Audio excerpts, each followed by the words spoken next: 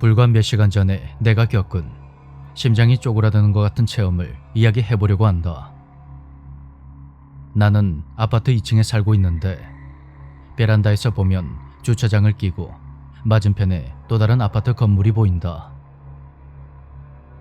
주차장 옆길을 따라서 신호등을 건너면 슈퍼가 있는데 베란다에 서서 보면 바로 앞에 아파트 건물이 있고 그 너머에 슈퍼가 보이는 형태다.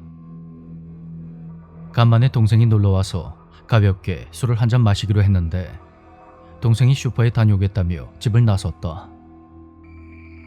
밖에 나가기 귀찮았던 나는 집을 청소한 뒤 담배를 피우려고 베란다로 나갔는데 한 대를 다 피우도록 동생의 모습이 보이지 않았다. 바람이 쌀쌀해서 막 들어가려는데 마침 동생이 슈퍼에서 나오는 게 보였고 나는 괜히 반가운 마음에 손을 흔들며 동생에게 소리를 질렀다. 어이, 형 보이냐? 하지만 횡단보도 너머에 서 있던 동생은 전혀 알아차리지 못하는 것 같았고 다시 한번 양손을 흔들며 크게 소리치려는 순간 난 무언가를 눈치챘다. 정면에 있는 또 다른 아파트 2층, 그러니까 내 시선이 정면으로 닿은 집안에 온통 새까만 여자가 날 빤히 보고 있었던 것이다. 사실 처음 이사 왔을 때부터 뭔가 이상한 느낌이 들었는데 베란다를 통해서 문득 앞건물 2층을 보면 집안에 가구가 하나도 없었다.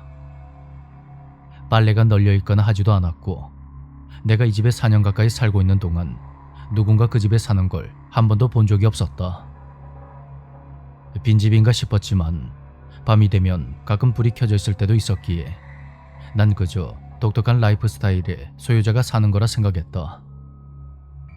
그런데 바로 그 집에서 웬 새까만 여자가 날 뚫어져라 바라보고 있었던 것이다. 집안에 불이 켜져 있었지만 어째선지 그 여자만은 얼굴 표정조차 보이지 않을 정도로 새까매 보였다. 그 모습을 본 순간 식은땀이 등줄기를 타고 흘러내렸고 여자에게서 시선을 뗄 수 없게 돼버린 나는 금방이라도 울음이 터질 것만 같았다. 바로 그때 형, 잔뜩 사왔어. 네가 쏘는 거지? 야, 빨리 들어와. 아래를 내려다보니 동생이 웃는 얼굴로 날 보며 소리쳤고 나는 최대한 밝고 자연스럽게 녀석에게 대답했다.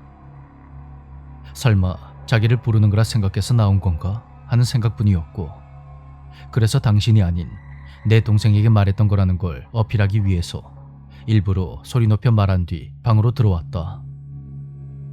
이내 동생이 들어왔고 조금 진정이 되고 나서 생각해보니 조금 짜증이 나는 것이다.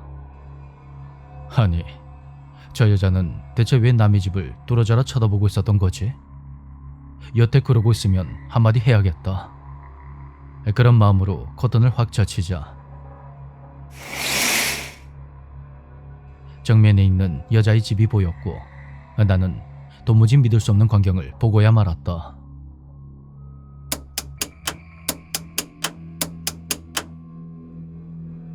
건너편 집안의 불이 엄청난 속도로 꺼졌다 켜지기를 반복하고 있었던 것이다. 난 황급히 커튼을 친 뒤 동생을 붙잡고 울고 말았다.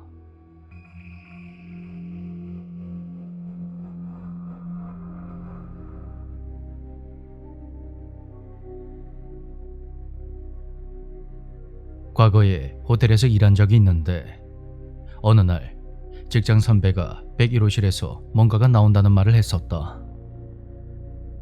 당시 호텔이 국영으로 운영되고 있던 터라 영업에 크게 신경 쓰지 않았는데 101호는 평소에 야간 담당자를 위한 수면실로 사용했다.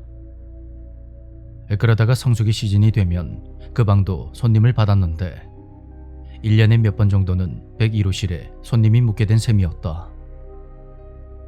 그런데 그 방을 배정받은 손님은 하루를 채 머물지 않고 방을 바꿔달라고 요청했고 체크아웃을 하면서 방에서 뭔가 나왔다고 말하는 사람에 심지어는 겁에 질려서 도망치는 사람도 있었다. 수면실을 이용하던 직원들 중에는 몸 상태가 나빠진 사람도 있었는데 호텔 업무라는 게 체크인부터 체크아웃까지 꽤나 긴 시간을 긴장하며 일해야 하는 데다가 야근까지 해야 하니 쉽지 않은 일인 건 분명했다. 하지만 내 눈앞에서 무려 2명의 동료가 각각 뇌경색과 심근경색으로 쓰러져 사망했고 40대의 젊은 나이에 말기암으로 세상을 떠난 이도 있었다. 갑작스런 사고로 사망한 사람도 있었는데 그러는 동안 호텔의 민영화 전환이 결정되면서 직원들은 당분간 일을 쉬게 되었다. 호텔은 6개월에 걸쳐서 전면적인 보수공사에 들어갔는데 101호실 침대 아래쪽 판에서 부적 같은 것이 나왔다고 한다. 오래전에 액막이라도 했던 걸까 싶었는데 자꾸만 101호실에서 무언가 나온다고 하는 걸 보면 딱히 효과는 없었던 모양이다. 그렇게 공사가 끝나고 모 민간 기업에서 고용 승계를 하기로 확정하자 우리는 다시 호텔로 돌아와서 오픈 준비를 시작했다.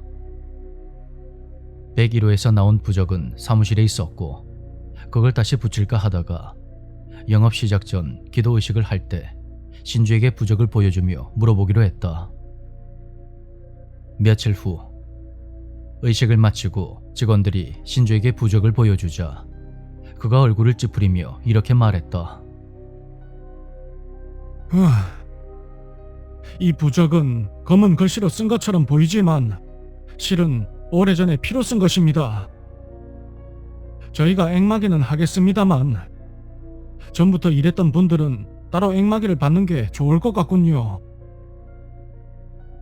그렇게 호텔이 새로 문을 열고 얼마가 지나서 전에 근무하던 아저씨가 놀러왔다. 그는 나와 같이 야근을 할 때면 늘 수면실을 쓰지 못하게 했는데 내가 그 방에서 잠을 자면 항상 가위에 심하게 눌리는 바람에 복도까지 쩌렁쩌렁 울리도록 비명을 질렀다고 한다.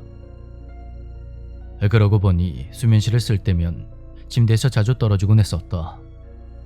그것도 침대의 옆쪽이 아니라 발 아래쪽으로 떨어졌는데 누군가 내 발목을 잡아 끄는 것 같은 그런 느낌이 들었었다. 신주의 기도의식이 효과가 있었는지 101호에 묵는 손님이 도망치거나 그런 일은 없었다. 하지만 호텔이 영업을 재개하고 1년이 채 지나지 않아서 직원 1명이 심근경색으로 사망했고 2명은 정신 이상이 와서 일을 그만두게 되었다.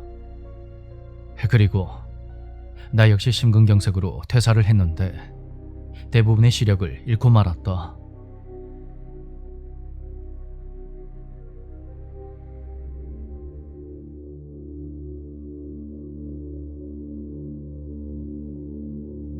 중학생 때 팔이 부러져서 병원에 다니던 시기가 있었다. 하루는 병원에 갔다가 주스를 마시려고 그 무렵에 자주 이용하던 자판기로 향했다. 자판기는 가장자리 통로에 막다른 골목에 있었는데 그 앞에 서서 보니 2대의 자판기 옆에 문이 있었다. 그간 자판기 주변을 수십 번을 오고 갔지만 그 문을 발견한 건 그날이 처음이었다. 며칠 후 통원치료도 거의 끝나갈 무렵 그날도 주스를 마시려고 자판기 앞으로 다가갔는데 그 옆에 있는 문이 조금 열려있는 것이다.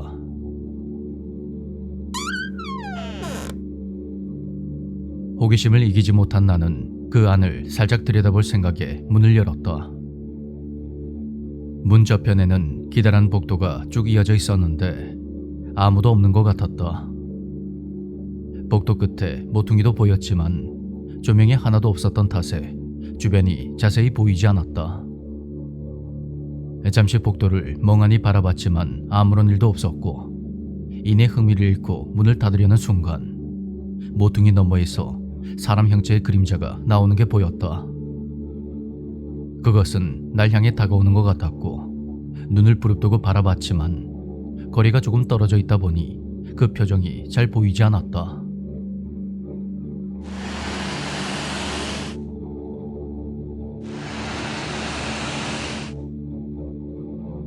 그것은 길이가 비정상적으로 긴 오른팔을 땅바닥에 질질 끌면서 고개를 절레절레 흔들며 다가오고 있었고 섬뜩한 기분이 들어서 뒤로 물러서자 이상한 자세로 어정쩡하게 걸어오던 그것이 갑자기 빠르게 걷기 시작했다. 겁에 질린 나는 황급히 문을 닫아버렸고 주소도 사지 않은 채 대합실로 달려갔다. 그 후로 나는 통원 치료가 끝날 때까지 자판기 근처에는 얼씬도 하지 않았다. 그게 무엇이었는지 결국은 알지 못하고 지나간 셈인데, 그것이 살아있는 사람이었던 그게 아니었던 그런 기이하고 무서운 광경은 다시는 보고 싶지 않다.